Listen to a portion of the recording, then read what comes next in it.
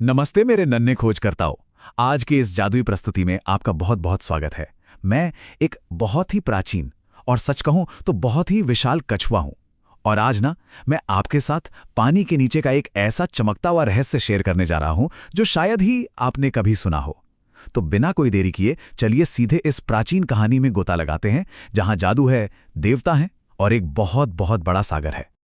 पर हमारे इस रोमांचक सफर पर निकलने से पहले जरा एक सेकंड रुकिए और सोचिए, अगर आपको कोई बस एक अद्भुत जादुई शक्ति मांगने का मौका मिले तो वो क्या होगी? क्या आप हवा में उड़ना चाहेंगे या शायद मछलियों की तरह पानी के नीचे सांस लेना? सोचिए सोचिए, ये सोचना बहुत जरूरी है, क्योंकि आज हम जिन खजानों और शक्तियों की तलाश में जा रहे हैं ना, वो बिल्कुल वैसी ही अविश्वसनीय है। चलिए अब मेरे साथ एक बहुत ही लंबी गहरी सांस लीजिए और कल्पना कीजिए कि हम सब मिलकर गहरे, बहुत गहरे पानी में तैर रहे हैं। और पता है, ये कोई आम पानी नहीं है, ये दूधिया रोशनी से चमकता हुआ, गोल गोल घूमता हुआ एक विशाल क्षीर सागर है। यहाँ हर तरफ चमकीली रोशनी है, जादुई बुलबुलें हैं। सच में ये नज़ारा बिल्कुल हैरान कर देने वाला है। तो चलिए शुरू करते हैं। भाग 1, जादुई माला और श्राप। हमारी ये कहानी ना बहुत समय पहले की है और आपको जानकर हैरानी होगी कि इतनी बड़ी घटना की शुरुआत एक बहुत ही छोटी सी बेवकूफ़ी भरी गलती से हुई थी।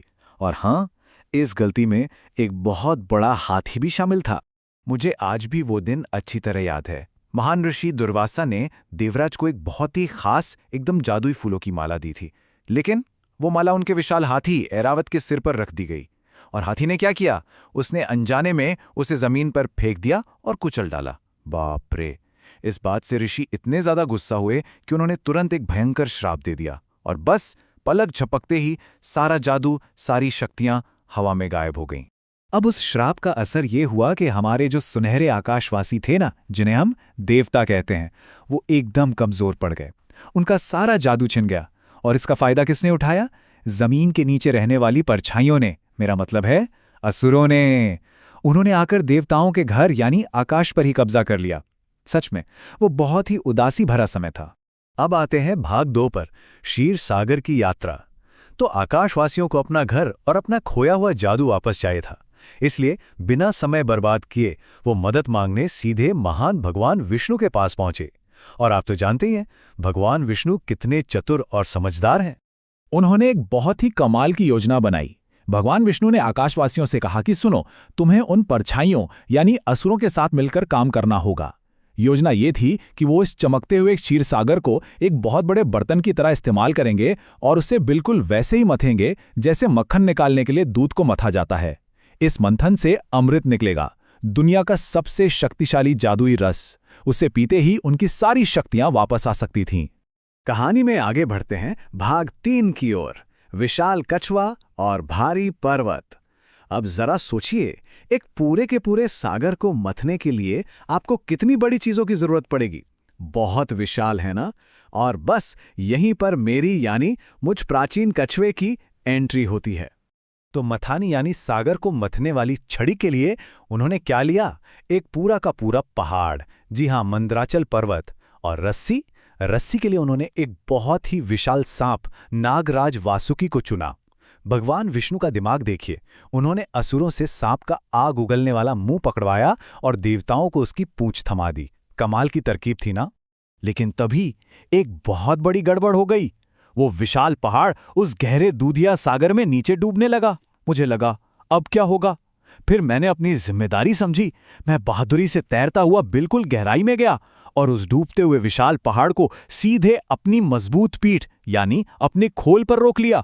उफ, कूर्म अवतार के रूप में मैं आपको बता नहीं सकता वो पहाड़ कितना भारी था, लेकिन अपने दोस्तों की मदद करने के लिए तो बहादुर बनना ही पड़ता है ना? मुझे इस रोमांच को किसी भी कीमत पर जारी रखना था। चलिए अब आप सब भी मेरे साथ ये करके दिखाइए। हवा में अपने हाथ उठाइए, उस विशाल सांप वाली रस्सी को कसकर पकड़िए और खींचिए। छपाक छपाक अपनी पूरी ताकत लगा दीजिए। जैसे जैसे मंथन तेज होता गया, क्षीर सागर का पानी चमकने लगा और उसमें से जादुई लहरें उठने लगी। और फिर आता है भाग 4, भयंकर विष और भगवान शिव। सब कुछ ठीक चल रहा था, लेकिन अचानक कुछ बहुत ही डरावना हुआ। वो जो चमकती हुई सुंदर लहरें थी ना, वो एकदम से एक खौफनाक काले धुएं वाले बादल में बदल गईं। सबको तुरंत मथना रोकना पड़ा, एकदम रुकना पड़ा, क्योंकि पानी के अंदर से एक बहुत ही खतरनाक हरे रंग का उबलता हुआ जहर, जिसे हलाहल विष कहते हैं, वो बाहर फूट पड़ा था। ये इतना ज्यादा खतरनाक था कि पल भर में पूरी दुनिया खत्म हो सकती थी। सच कहूं तो वहां मौजूद हर कोई डर के मारे बुरी तरह कांपने लगा था। और तब हमारे सबसे बड़े हीरो भगवान शिव आगे आए। सोचिए, उन्होंने पूरी दुनिया को बचाने के लिए उस भयंकर विष को बिना डरे पी लिया। लेकिन माता पार्वती ने उस विष को उनके गले से नीचे नहीं जाने दिया। उस जहर की वजह से भगवान शिव का गला एकदम नीला पड़ गया। और पता है, इसी वजह से उन्हें एक बहुत ही प्यारा नाम मिला, नीलकंठ, यानी नीले गले वाले। जहर का खतरा टलने के बाद शुरू होता है भाग 5, सागर से निकले जादुई खजाने। मंथन फिर से शुरू हुआ और इस बार उस गहरे पानी से दुनिया के सबसे सुंदर, रंग बिरंगे और चमकते हुए खजाने ऊपर की तरफ तैर कर आने लगे। उन गोल गोल घूमती सफेद लहरों के बीच से क्या आप अंदाजा लगा सकते हैं कितने खजाने निकले? एक नहीं, दो नहीं, बल्कि पूरे 14। जी हां, 14 अविश्वसनीय और जादुई खजाने बाहर निकले। और हर एक खजाने में अपनी एक अलग ही जादुई शक्ति थी। सबसे पहले तो कुछ बहुत ही अद्भुत जानवर निकले। कल्पना कीजिए एक ऐसी जादुई गाय की, कामधेनु, जिससे आप जो भी मांगो वो तुरंत दे देती है। फिर निकला उच्चायुश्रवा, एक ऐसा जादुई सफेद घोड़ा जिसके 1-2 नहीं, पूरे 7 सिर थे और जो हवा में उड़ सकता था। और हां, एक बहुत ही विशाल और खूबसूरत सफेद हाथी भी, जिसे ऐरावत कहते हैं। इसके बाद तो और भी चमकीले खजाने बाहर आने लगे। कौस्तुभ नाम की एक ऐसी मणि जो इतनी ज्यादा चमकती थी कि आंखें चौंधिया जाएं। फिर कल्प वृक्ष, एक ऐसा जादुई पेड़ जो आपकी हर इच्छा पूरी कर सकता है। एक दिव्य तेज रोशनी से चमकने वाला शंख, और साक्षात देवी लक्ष्मी भी प्रकट हुई, जो धन और सुख समृद्धि की देवी हैं। वो पूरा नजारा ऐसा था जैसे समुद्र में रंग बिरंगी लाइट्स जल रही हों। अब जरा इन सभी गहरे, चमकीले रंगों और जादुई चीजों को देखिए। एक सेकंड के लिए रुकिए और सोचिए, अगर आपको मौका मिलता तो इन 14 अद्भुत खजानों में से कौन सा खास तोहफा आप अपने घर ले जाना चाहते? वो उड़ने वाला 7 सिरों वाला घोड़ा, या फिर आपकी हर बात मानने वाला वो जादुई पेड़? सच में चुनना बहुत मुश्किल है ना? लेकिन आखिर में सबसे बड़ा और सबसे खास खजाना बाहर आया। आयुर्वेद के देवता भगवान धन्वंतरी अपने हाथों में सोने का एक चमकता हुआ कलश लेकर प्रकट हुए। और उस कलश में क्या था?